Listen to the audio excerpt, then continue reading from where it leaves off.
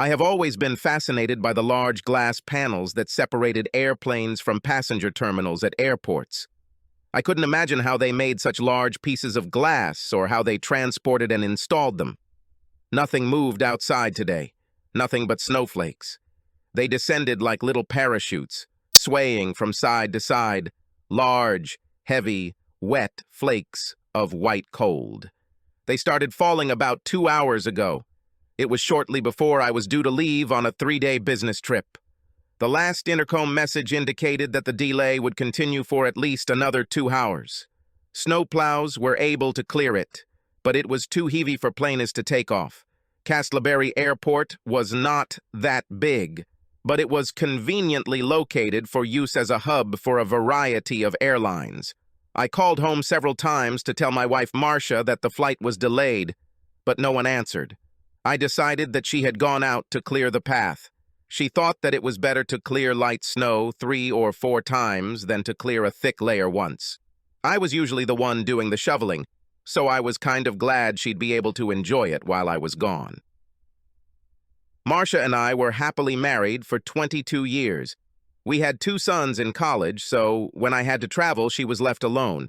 From time to time, she would go with us if it was an interesting place, but usually she preferred to stay at home. The best part of the trip was the homecoming sex when I got back. I always thought the breakup was worth it. After a while, watching the snow had a slightly hypnotic effect on me. It seemed like a good idea to stretch my legs, so I wandered into the VIP lounge. I recognized one fellow traveler sitting at a table with 3 other stranded souls. He noticed me as I walked in and waved. "Eddie, sit down and join the Broken Hearts Club." I remembered his name was Duncan, but I never met the others. "I assume you're all Hank Williams fans?" "Sorry, Eddie. You're wrong with this guess. Hello, I'm Archie." The largest guy at the table extended his hand in greeting. The rest of the group quickly followed suit. The truth is that we are all victims of cheating wives. When we realized this, we created a club. All this happened, of course, within the last hour. The explanation was accompanied by a chorus of groans and cynical laughter at the table. The youngest guy in the group, who identified himself as Bryce, called the waitress over and ordered more drinks. At that point, they were about 3 rounds ahead of me, so I was the only one who was completely sober. I was a bad drunk at best. As the newest member, I had to pay for the last order.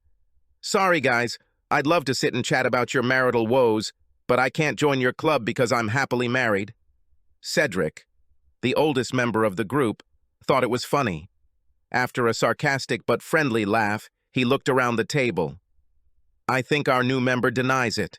It turned out that a little good-natured banter was the beginning of joining an informal improv group. But I didn't mind. After about 10 minutes of casual chatter, Bryce looked at me. "So, Eddie, tell us, what is your loving wife doing as we speak, and what is your secret to making her happy?" "Well, since it's snowing anyway, I guess she's shoveling the driveway." "Why do you think she does this?" "Well, she doesn't answer either her home phone or her cell phone. She must be outside." "Did she usually expect you to call her now?" "No. I usually wait until I get comfortable." "Sometime tomorrow morning." A low groan echoed across the table after I said this. They all expressed disbelief at my statement. "What? What the hell are you trying to say?" Cedric decided to speak out. "Let me be clear. You leave home, on a trip out of town for a week, and your wife, for no apparent reason, is unavailable either on her home or cell phone. Does this happen often, usually?" "What do you mean?" "Think about it. How often does your wife find herself in a situation where you cannot contact her on any phone?" "Never. That's why I think she's shoveling the driveway." I was rewarded with another round of moans. I took out my cell phone and dialed our home number and Marcia's cell phone. None of them were answered. In the end, I had to contend with 4 smirks from 4 cynical drunks. To hell with it. I needed another drink. I was trying to figure out a way to get guys to leave me alone for a while. How did you tramps manage to become so bitter about all this? Many couples break up. It doesn't really matter these days. Well, we all broke up because our wives were having affairs. None of them were what you would call ordinary divorces. All of them were the result of infidelity on the part of the wife. And how did you all find out about these intrigues? Archie kind of volunteered to go first. One day, I was just getting ready to go to work when I heard the end of a conversation my wife was having. All I heard were the words hot bath and wine. Over the past few weeks, my wife Joan had gotten into the habit of deleting phone calls from her cell phone as soon as she finished.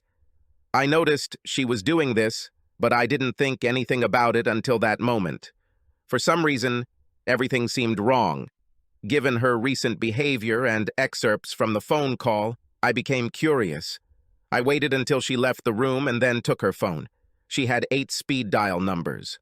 All of them belonged to family or friends except the last one. I couldn't understand why my wife would preload the number of a nail salon into her cell phone. I wrote down the number and went to work. I had a feeling that one of the guys had heard this story before, but I couldn't wait to hear the rest. It wasn't difficult for my secretary to figure out who the nail salon's phone number actually belonged to.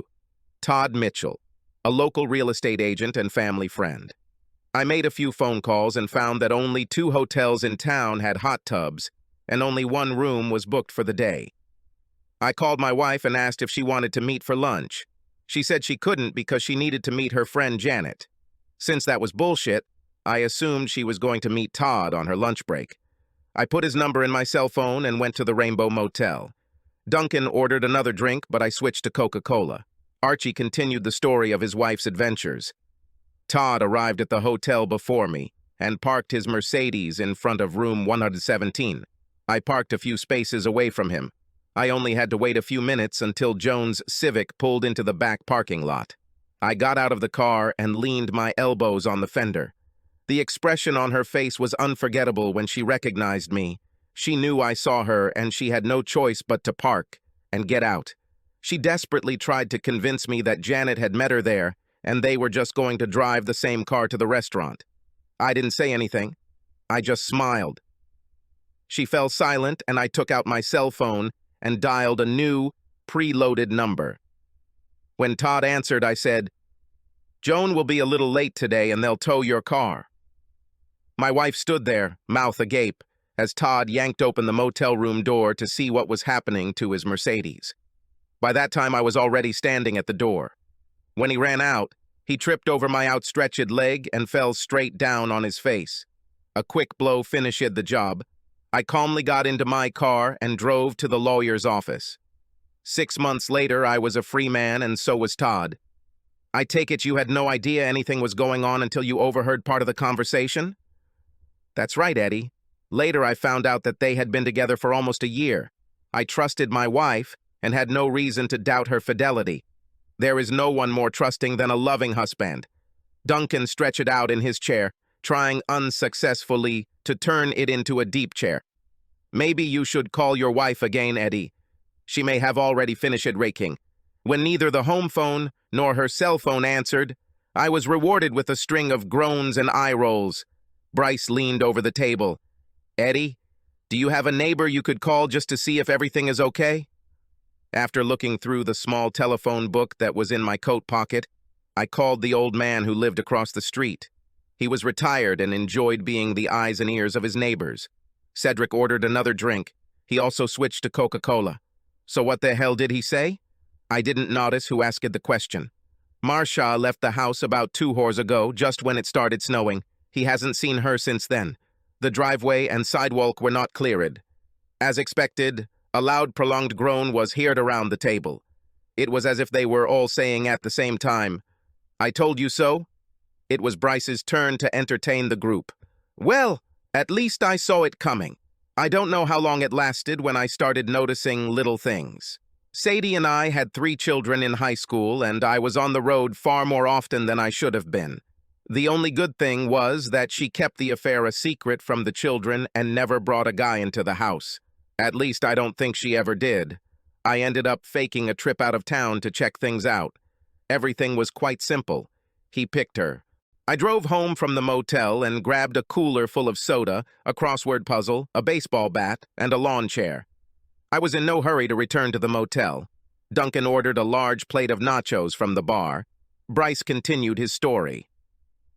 The receptionist looked at me strangely when I entered, but said nothing.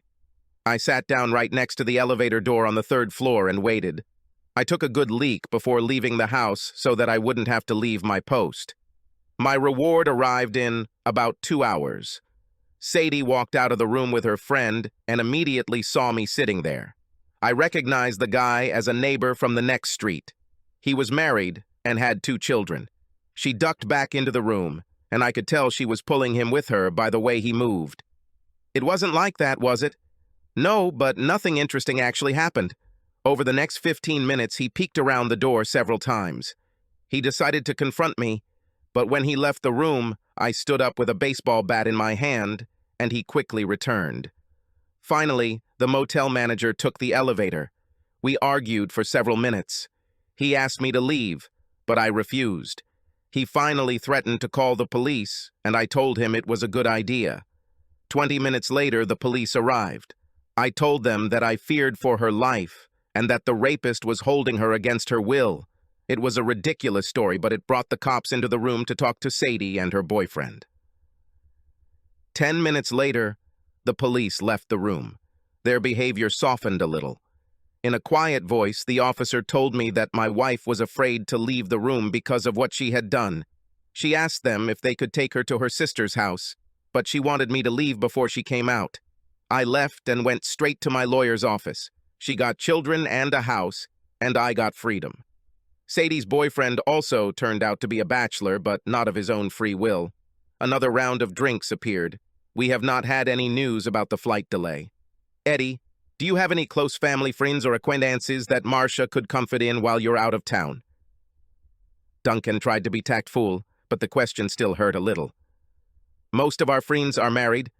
The only guy I can think of is one of Marcia's old college friends who just moved back to town about 6 months ago. She mentioned him a few times at first, but lately she hasn't mentioned his name at all. I didn't like him because he was a little insinuating. How friendly were they in college? It was my turn to moan. He was a member of a student fraternity. We all started eating nachos, and Cedric started telling us about his wife. Julie and I were married for 23 years. There were no children, and I traveled a lot for work. I was just returning from a 3-month assignment in Peru when everything went wrong. The day before I left home, I was bitten by a disgusting spider. The doctor gave me a prescription for an antibiotic, but I couldn't take it until I got back. I had a local pharmacist who knew everyone by name. When I placed my order, he asked me if I wanted to take Julia's recipe home since it was ready. It wasn't a problem, but there were pills. I had had a vasectomy 10 years earlier, and my wife had received a prescription for birth control pills 2 days before I left on a trip. She planned this in advance. I had a hard time keeping track of Cedric because I kept finding my mind wandering. His name was Travis Coates. He was handsome and apparently rich. He drove a good car and had a good job. For some reason, I had his address and phone number in my notebook. I still felt like he was a jerk, but I could see where Marcia might find him attractive. The more I thought about it, the more uneasy I became. I tried to focus on what Cedric was saying. I didn't tell Julie anything about birth control pills. When I had the opportunity, I checked my cell phone bills for the last few months and checked the calls. 20 minutes after my plane took off, 3 months ago, she called Langford Landscaping. It was the guy who mowed our lawn. Terry Langford moved here from Kentucky with his wife and 3 children. He founded a lawn mowing company and gave it a fancy name. Over the past 3 months, Julie had called him almost 30 times. There were no other suspicious calls on the list. The next morning, I called Terry. He wasn't home, but his wife was more than willing to talk to me. I think Julie paid Terry $50 every time he came to the house and serviced her. His wife didn't like it, but she said they needed money to feed the children. It wasn't her idea, but I still felt like I needed some satisfaction. I told his wife I would be back the next day.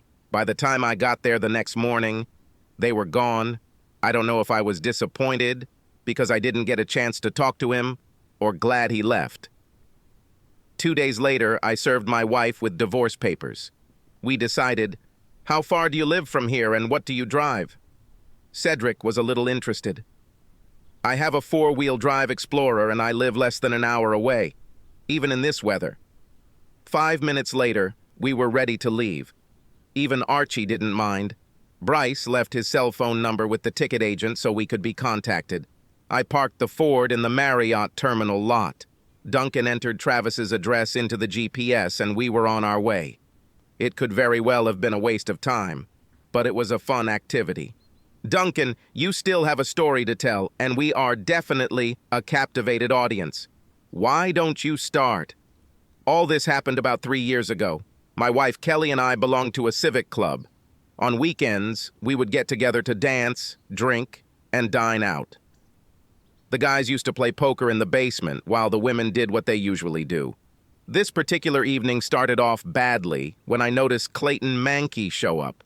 Kelly and Clayton were close friends in high school 25 years ago.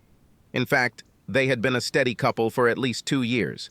Clayton graduated from college and moved away, but I always had the feeling that Kelly was still thinking about him. They danced a few times and I could tell they were trying not to be too conspicuous. I noticed that while they were talking, Kelly kept glancing in my direction. I always positioned myself so that it seemed that I was not watching them. One day I saw her say something and then look at her watch. I thought it was interesting. Are we going to hear all this before we get to Eddie's, Duncan? Patience, my good friends. I chatted a bit and learned that Clayton was staying in the penthouse at the Madison Inn. He seemed to be very successful in the advertising business and was not averse to boasting about it. Trying not to be conspicuous, I also found out that he was driving a white Lexus.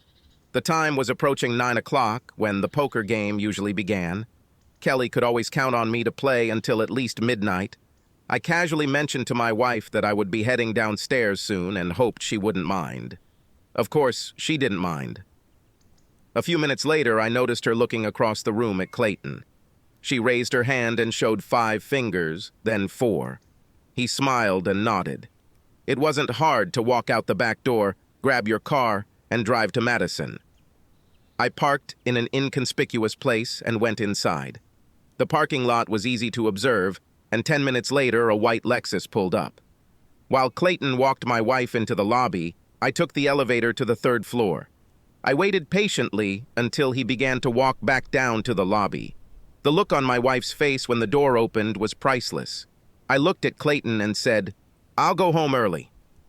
When you're done with her, give her a ride home." Coming out of the elevator, I could no longer contain my anger. A quick right hand broke Clayton's nose. He landed flat on the floor. 10 minutes later, I was home, and 10 minutes later, the taxi dropped Kelly off. She came in, looked at me, and ran into the bedroom. Later that night, I drove myself to the emergency room where my broken arm was set. I never thought that punching a guy in the face could hurt his hand so badly. 4 months after that, I got divorced. Wow, he finished on time. Great story, Duncan. So how close are we to the meeting point? Bryce seemed to be starting to worry. Turn left in 1.5 kilometers, Eddie. The closer we got, the more interested the group became. It was still snowing, but a little slower. None of the streets have been cleared yet. It was actually beautiful, but I wasn't in the mood to appreciate it. Guys, do you see that blue focus on the left? Yes. This is all? I parked a few meters from the focus and got out. With a quick movement of my hand, I cleared the snow from the driver's door and opened it. She left her purse on the passenger seat of the car. Her cell phone was inside, and there were 3 missed calls on it, all from me. By that time, all the guys had gotten out of the SUV. What are you going to do, Eddie? Do you want to come inside? 5 of us could really scare this guy. That's a good idea, Archie, but I think I'll keep a low profile. Can one of you guys drive the SUV back to the lot? Duncan intervened. No problem. We can just follow the GPS back if we get lost. Around this time, Bryce's cell phone rang. The flight was supposed to be ready in an hour. We had just enough time to get back. Cedric and Archie cleared all the snow from the van, and we were on our way to the airport in no time. I parked the Focus next to the Explorer in the free lot. I'll only be gone for 5 days. By then, Marcia would have realized what had happened. If she had reported the van to the police, they would have had no problem finding it. I'm sure she would have tried her best to come up with some kind of explanation, but it would have been in vain. I'll contact my lawyer tomorrow. In 6 months, I will become a member of the Deceived Hearts Club. The chances of all 5 guys getting back together were pretty slim, but we had an interesting evening. It took me over a year to destroy Travis. I have taken advantage of all the services that friends have provided me over the years. He built his career on brilliant conversations, but he didn't have the skills or knowledge to back it up. I would have loved to continue my revenge, but he disappeared overnight. The house was sold, and I ended up having to give half of the proceeds to Marcia. She received no alimony or pension money. Somehow, all our friends and relatives were able to figure out the reason for the separation. Marcia was not happy. Subscribe to our channel so that your second chaff doesn't cheat on you, and go ahead and listen to the next story, because this story is nothing compared to the next one. If you're under 18, don't even think about listening to the next one.